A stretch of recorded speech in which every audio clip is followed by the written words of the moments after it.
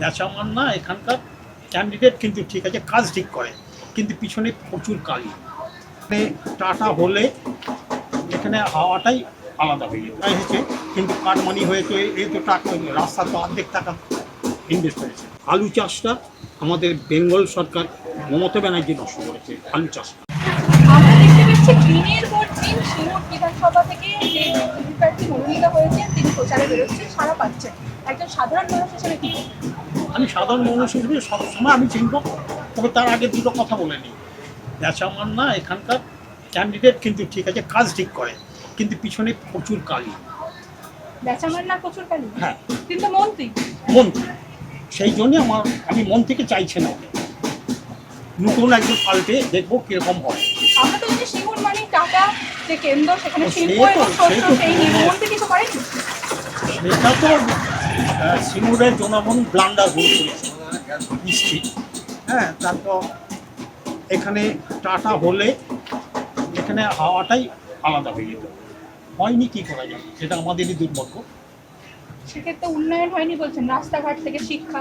এই তো উন্নয়ন হয়েছে, দেখে উন্নয়ন হয়েছে, কেন্দ্রের টাকা এসেছে, কিন্তু কাটমানি হয়েছে, এই তো টাকা রাস্তা তো অর্ধেক টাকা ইনভেস্ট হয়েছে। সিঙ্গুর বিধানসভায় তো কাটবেন। হ্যাঁ, সিঙ্গুর বিধানসভাতেও কাটবেন। অবশ্যই সব জায়গায়, কোথায় নেই।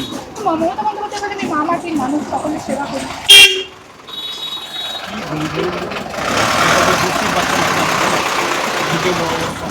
এই যে টাকাটা পার্সেন্টেজ কি যায়নি, গেছে না জানা ভান করে।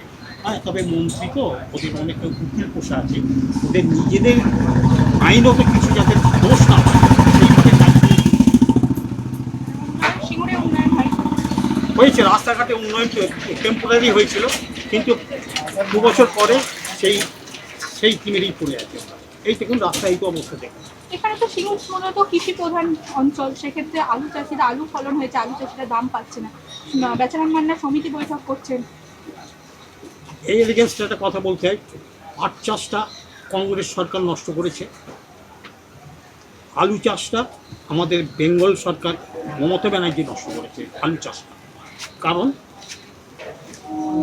আমাদের ভারতবর্ষ তো একটা দেশ, আমার মাল বেশি হলে আমি তোমার রাজ্যে দেবো, তোমার মাল বেশি হলে তুমি আমার মাল রাজ্যে দেবে, এইটাই তো নিয়ম।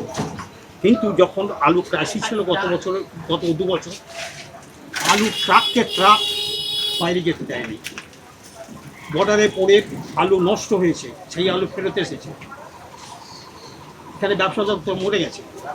যার জন্য উড়িষ্যায় আলু পাঠালো না, ঝাড়খণ্ডে আলু পাঠালো না, হ্যাঁ, তারপরে তামিলনাড়ুতে আলু পাঠালো না, এখন ওরা নিজেরা এখন ইউপি থেকে আলু নিচ্ছে, উড়িষ্যা নিজেরা চাষ করছে, উত্তরবঙ্গ আলুতে এখন সাফিসিয়েন্ট হয়ে গেছে, যার জন্য পশ্চিমবঙ্গের আলু তোমার পাবে।